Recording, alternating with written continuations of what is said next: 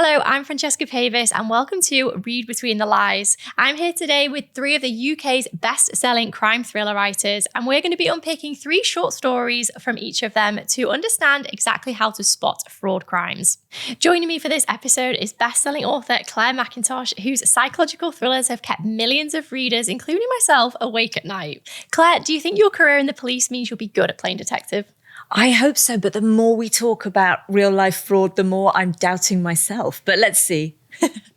Next, we have best-selling author Callie Taylor, who rose to prominence under pseudonym C.L. Taylor, establishing herself as the leading voice in contemporary suspense.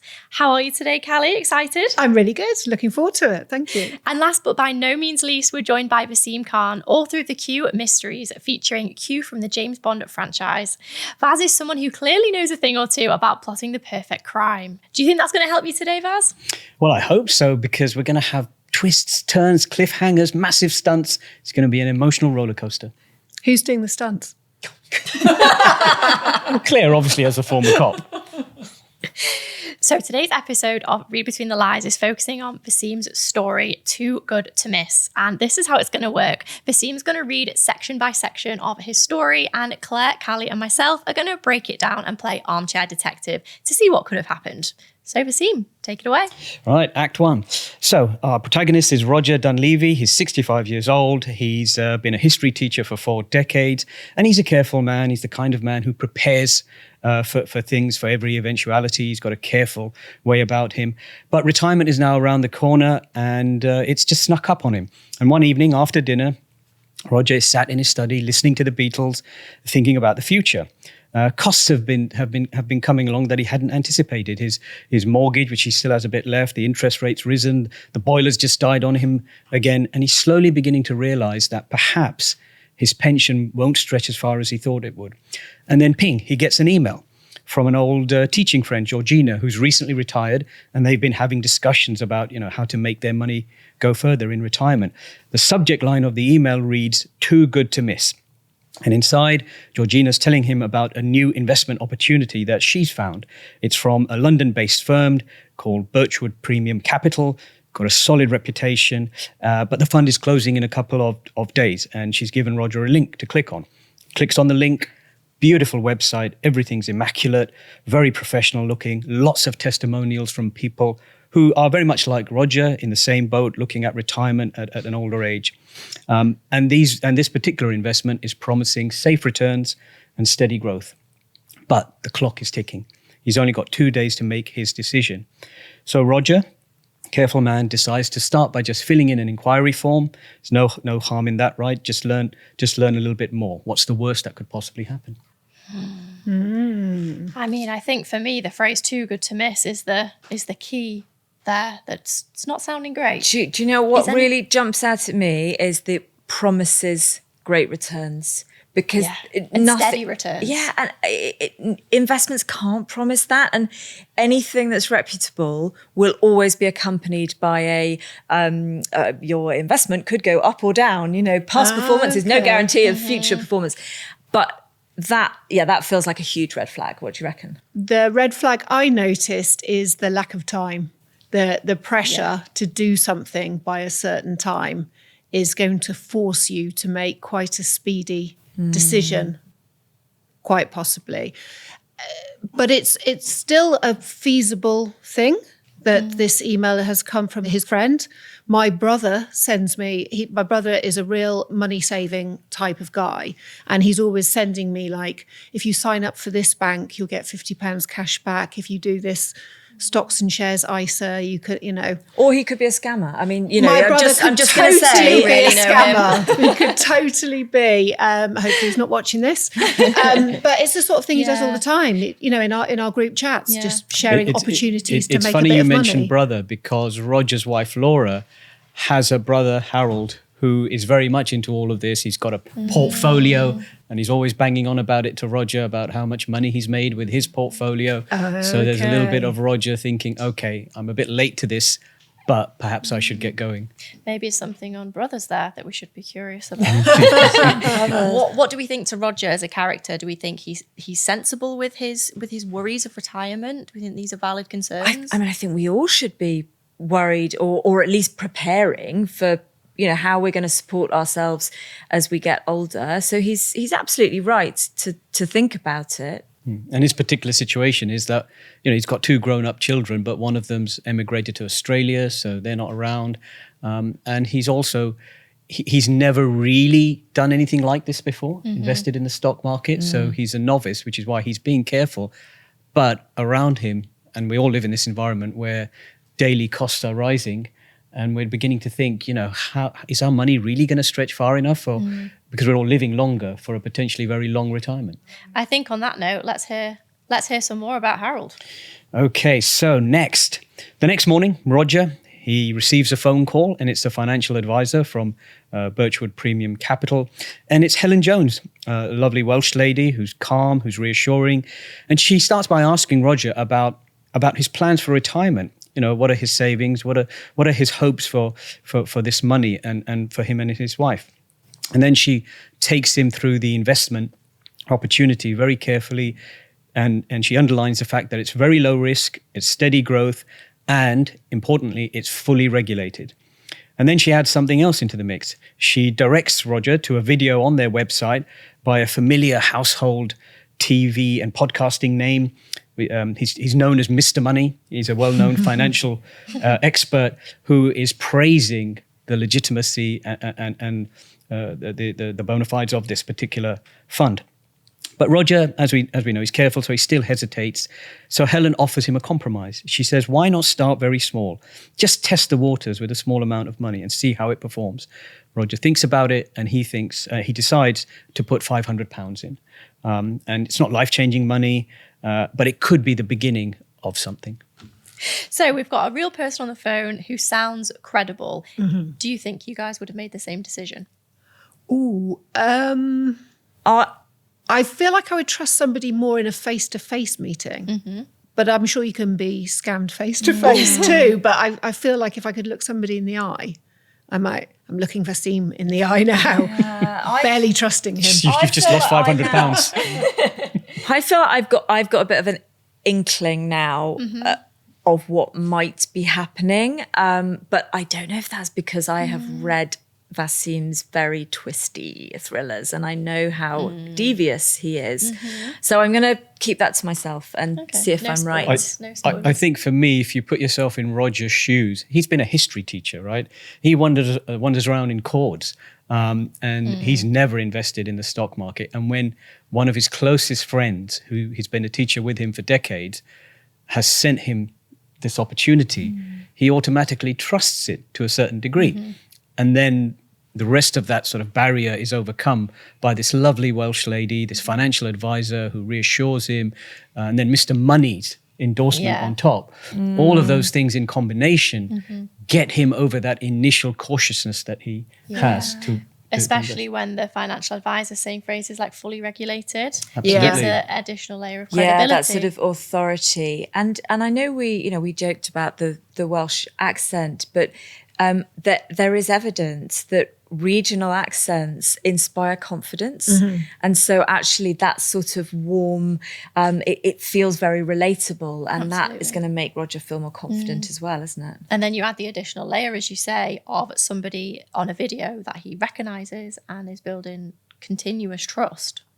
And she didn't pressurise him to put loads of money in. She seemed to understand his concerns and suggested a small amount. A very common tactic, which is to lead you gradually towards higher and higher forms of investment in this kind of scam. Okay, let's hear some more, Vaseem.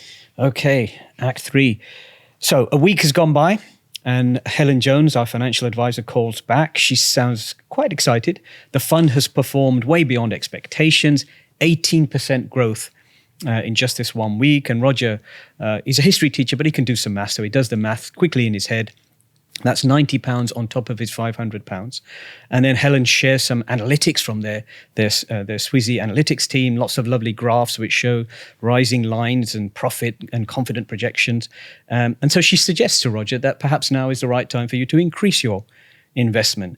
And Roger, he's got everything in his head. He's got his increasing costs, but he's also thinking about providing for his wife and their future. And so he thinks to himself, okay, let's put some more money in. And over the course of a couple of investments, he raises his investment pot to £2,500. And for the first time in years, he's suddenly feeling that he's got control over his destiny once he retires. And there's a sense of optimism that here is a relatively safe investment. He knows what he's doing, and perhaps retirement won't be so tricky after all. Oh, bless him. So before we discuss that incredible return rate of 18%, how much do we think Roger's emotions are driving him here? He's got this newfound optimism. Yeah, he sounds like he feels happy, confident, in control. Any sort of nervousness he may have had at the beginning is gone because he feels like he's in safe hands. The money's going up. There's no warning flags. He seems like he's quite happy. Because he was worried before, wasn't he? He was anxious about how he was going to cover these rising costs. And that relief, I think, can sway you a bit and cloud your judgment. Can I ask a question? Is he speaking to his wife? Is this something he's doing just on his own, or is he having a conversation about it? Well, in Roger's particular case, because he's been the main breadwinner while his wife has raised the kids, he feels that he should be the one making the financial decisions. And yes, of course, he will discuss it at some point with her, but he's thinking, let me test the waters. And when I can show Laura, his wife, that, I've had some success, then it will be a much easier pitch to tell her that he's basically invested their life savings in this. So it's an additional layer of pressure for Roger as well. He feels responsible, doesn't he? Yeah. To a certain looking extent. after both of them. Yeah, but also the idea that we have as human beings that, the stock market, we all know is a, we generally speaking, we know that it's a risk, right? But when someone offers to take away nearly all of that risk from you, it makes it so much easier to sort of dip your toe in, and then gradually your whole foot, and then the rest of you starts wandering in. Amazing. Well, give us the next act. All right. Okay, so 2 weeks have gone by. It's a rainy Sunday morning. Roger's been out walking his dog Magic, comes back in, decides to sort of check his investment fund. He tries to log in, but something strange is going on. The website won't load up. He can't access his account. So he calls Helen and is told that the number is not in service. Okay, so things are beginning to sort of slide out from under his feet. He calls his friend, Georgina, the one who sent the original email. And to his horror, Georgina answers with confusion. Never heard of Birchwood Premium Capital, don't know what email you're talking about. And so now the truth is beginning to reveal itself. The company, Birchwood Premium Capital, sounds lovely but doesn't exist. The address that's listed on the brochure, Roger races down to take a look. It turns out to be a fish and chip shop and not the glitzy skyscraper he was expecting. And the financial expert, our good friend Mr. Money, who's been praising this investment to the rafters, unfortunately, he turns out to be an AI deepfake video. And even the original email was sent from Georgina's hacked account. So that's why it was really, really compelling. So the entire operation has been obviously very carefully constructed, from the website to the advisor, Helen, to the graphs and the endorsements. And all of it was designed to do one thing, which was to build trust. Roger is devastated, but he reports the crime to the police. And then, of course, he's learning in hindsight the lessons that come from all of this, which is that this fraud really isn't about how smart you are, because, he thinks of him as a very smart, educated person. He's taught history for 4 decades. It's very often about timing, catching someone at the right moment with something that they possibly are looking out for. And that's the opportunity that was presented to Roger precisely at the moment when he was looking for those opportunities. Yeah, I think that's it. I think it's the layer of emotion and the timing that really stands out here. But as well as that, it's the level of sophistication that this particular scam was going to. We've got websites, we've got direct contacts, we've got videos, we've got hacked emails. There are so many layers that it would be really tricky to catch every single thing. Yeah, it would be. And that, the deep fit. So I did spot where that was going, but I spotted it as a writer. I don't think I would have spotted it as a person. I think if I saw that video, I've seen some of these deep fakes and they are just indistinguishable, aren't they, from real videos. I can totally understand why someone would take that, especially if it is an expert in that particular field. They're well known. They have this great reputation for helping people, manage their finances. I think I could easily have been taken in. I mean, most people don't, because they're not dealing with this kind of tech every day. They don't understand how easy it is to create deepfakes now. You can literally go onto a website which will create the deepfake that you want. I mean, you could have a dance with Elvis Presley and it would be created in sort of a matter of minutes. I think for me, it would be just pausing to think about things for as long as possible, because there's no time pressure if it's a legitimate opportunity. Yeah, absolutely. And just sort of putting my former detective head on for a while, I would be looking at trying to corroborate evidence from multiple sources. So not just the video that I'm being presented with, but also, has Mr. Money got his own website? In which case I'm going to go there and I'm going to look and see whether this particular investment is there.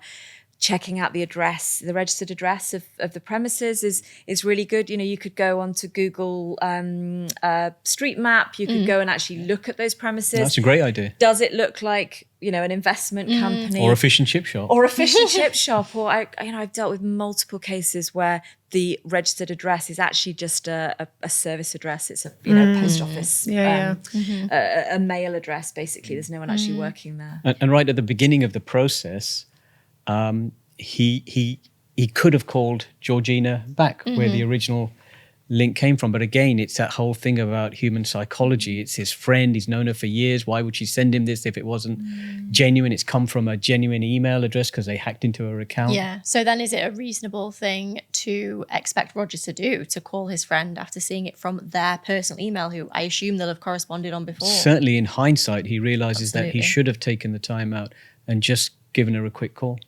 Yeah. So looking back over the whole story, what's the one point that you think Roger should have stopped and thought? Before he clicked on the link. I think clicking on links in general can be quite dodgy and you can end up on all kinds of different websites. I would be very suspicious of clicking on any kind of link in an email unless I was 100% sure that it was safe. I think there are lots of places. It's not just about one moment of pause, is it? It's the email that feels too good to be true, or how often does he hear from Georgina? If it's anything at all that's maybe out of the blue, you pause and you think it's through. If someone's rushing you, you've got 2 days to invest. That's another built-in pause. I feel really sorry for him. I can understand how it happened. Absolutely. And I think for me, okay, so maybe he didn't make the initial call to his friend, but once it came down to actually transferring money, I think that was the moment for him to say, look, before I give you my first £500, I'm just going to go chat to my wife. I'm going to chat to Georgina and some other people, chat to obnoxious Harold, brother-in-law, with his brand new Toyota Prius, because he apparently is an expert in building these kind of portfolios. So why not just ask? I don't trust him Harold. either. So I like the way nowadays banks, certainly my bank, has built in a pause. So, if you go and make a payment online, it will say things like, you've not transferred money to this person before, or what is it for? Have you thought about it? How did you get their details? It sort of prompts you.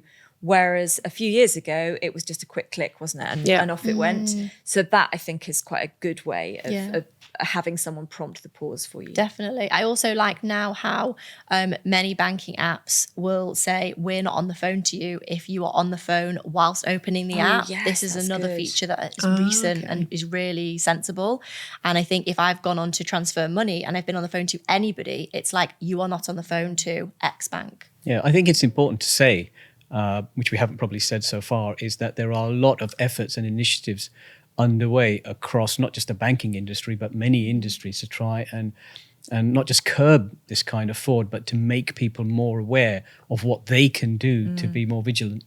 Yeah, they are good, and they're always so lovely as well. I had to ring my bank because I came back from holiday and I was looking at my statement, and in amongst all the sort of the meals out and the money that I'd taken out when I was there was quite a big payment, sort of like €100 for something that I just, hadn't made it. It was obvious that something had gone wrong. And I rang the bank and we're talking it through. And then I realised as I was on the phone that it was me and that I'd forgotten that I'd bought this thing in a shop. And so I was sort of a bit awkward and I went, oh God, I'm really sorry. I've sort of been on the phone with you for 10 minutes and you've gone through all shouting the at security you. thing. Actually, I did spend that money after all. And she was so lovely and, she didn't mind. But you can't be too careful. No. We went to Rome several years ago and it was only when we got back and my partner noticed some strange transactions on his bank account that he worked out that his card had been cloned in a restaurant and they'd spent some money from it. So you do need to check your statements, because I never used to look back through, and now it's just automatic that I'll just go back through because I'm looking for those tiny things that I might not notice that then can escalate. Do you look at yours? I do, yeah. I'm sorry to say, but I did study accounts when I was younger. So I've got an accountant's anal retentiveness about this kind of thing. Yeah, that's good. I numbers, I'm all about words, and numbers really intimidate me. I was never good at maths and I feel quite overwhelmed by financial things sometimes. And there's a temptation, or there has been in the past, to sort of bury my head in the sand about it because it overwhelms me. Yeah. So I'm better now at making myself. Well, this is why in Roger's case, it works so well, because he's got someone, because he's a bit like that. He's never been comfortable with numbers, but now he's got someone, Helen Jones, this financial advisor, and her graphs and her analytics, who are taking that worry away from him. But, asking around, I want to invest some money, and who do people recommend? And then look into them in great detail. Yeah, do your due diligence. Yeah. And do your own research. Find independent contact numbers and independent websites, not ones that you've been sent specifically. Absolutely. What makes stories like Roger's so unsettling is how ordinary they are. Nothing about this scam looked ridiculous. It looked professional, it looked thoughtful, even reassuring.